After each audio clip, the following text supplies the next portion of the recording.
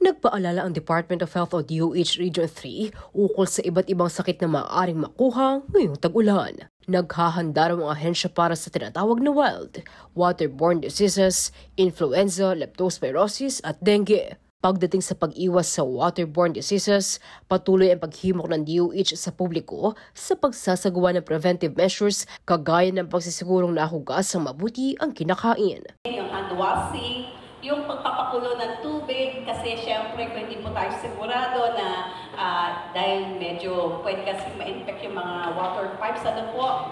So, and checking our water system. So, maiwasan po natin yung mga sakit na pagtatae. Hinihikayat naman ng DOH ang publiko na tumanggap ng flu vaccine bilang mabisang proteksyon sa influenza.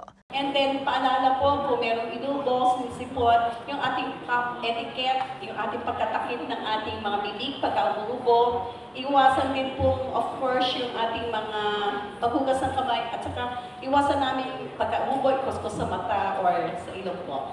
And ugaliin po natin na lagi pong malinis, washing your hands. Samantala, isa rin sa mga binabantayan ngayong tag-ulan ang leptospirosis. Nakuha ito sa infected na ihi ng daga na napupunta sa tubig o baha. Hinihikayat ng DOH na iwasan ang paglusong sa baha at kung hindi maiiwasan, maghugas agad gamit ang malinis na tubig. Kung sakali naman po may mga sintomas na makita na meron po kayo maranasan, lagnat, or yung cough pain, or yung body pain, magkonsulta po tayo sa health center, sa ospital. Meron po tayong gamot na libre na ibinibigay para po sa leptospirosis. Ang pinakahuli naman sa wild, ang dengue. Matatanda ang naitala ng kagawaran ng kalusugan na mahigit 4,000 kaso ng dengue sa rehiyon simula Enero hanggang Mayo ngayong taon. Hinihimok ng DOH ang publiko na gawin ang 4S strategy: search and destroy, secure self-protection, seek early consultation, at say yes to fogging and spraying. 4S strategy, huwag po natin kakalimutan. At sabihin po, suyurin at sirain ang pinamumuhayan ng lamok. So yung mga nag-stack ng tubig, may makita tayong kiti-kiti, siguraduhin po natin na talagang nililinis, tinatapon natin yon.